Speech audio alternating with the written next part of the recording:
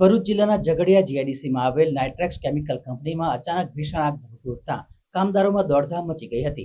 આગની જાણ થતાં 10 ફાયર ફાઇટરોએ 3 કલાકની જહેમત બાદ આગ ઉપર કાબુ મેળવ્યો હતો.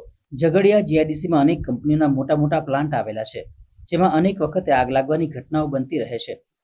ત્યારે આજે સવારે પણ ઝઘડિયા જીઆઈડીસીમાં આવેલી નાઇટ્રેક્સ કેમિકલ કંપનીમાં કોઈ કારણોસર આગ લાગતા અંદર કામ કરી રહેલા કામદારોમાં દોડધામ મચી ગઈ હતી.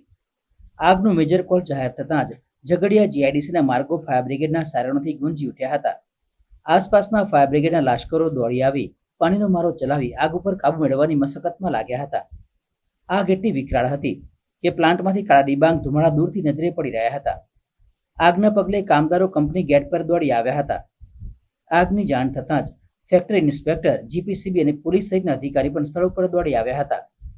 નાઇટ્રેક્સ કેમિકલ કંપનીના ડિહાઇડ્રેશન પ્લાન્ટમાં લાગેલી આગ મટીરીયલ સ્ટોર અને પેકેજિંગ ડિપાર્ટમેન્ટમાં ફેલાઈ ગઈ હતી.